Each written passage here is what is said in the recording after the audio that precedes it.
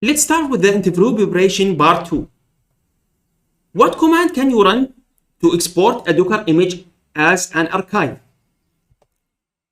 This can be done using the docker save command, and the syntax is like this: docker save -o, then put the exported name, .tar, it will be .tar extension, and then the container name. What command can be run to import a pre-exported Docker image into another Docker host? This can be done using docker load command. So the syntax will be like this: docker load -i, then the exported image .tar. Can a POS container be removed from a Docker? No, it is not possible. A container must be in the stopped state before we can remove it. What command is used to check for the version of Docker client and server?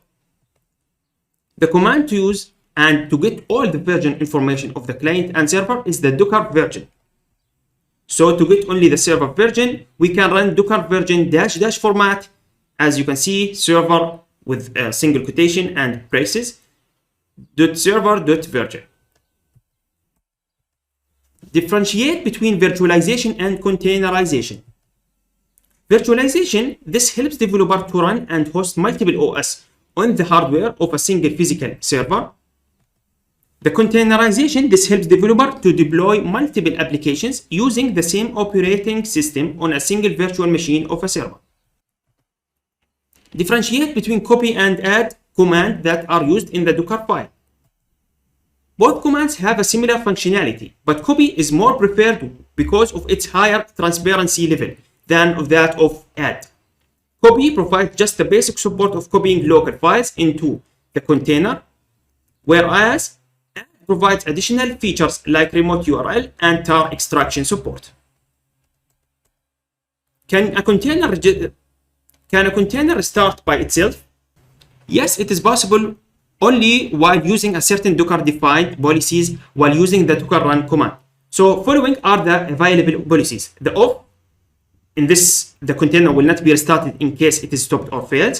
On failure, here the container restarts by itself only when it's experienced failures or not associated with the user. We have the unless stopped. This using policy ensures that a container can restart only when the command is executed to stop it by the user. And we have the always. This is irrespective of the failure or stopping, the container always gets restarted in this type of policy. So these policies can be used as docker run -dit, then restart policy value, and the container name. Can you tell the differences between a Docker image and layer? The Docker image, this is built up from a series of read-only layers of instruction. An image corresponds to the Docker container and it is used for speedy operation due to the caching mechanism of each step. But on the other hand, the layer, each layer corresponds to an instruction of the image Docker file.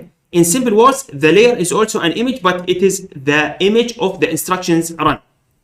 So consider the example Docker below from Ubuntu. This is the name of the image. Copy.myapp run make my app cmd python the my app.python. Now, what is the purpose of the volume parameter in a docker run command?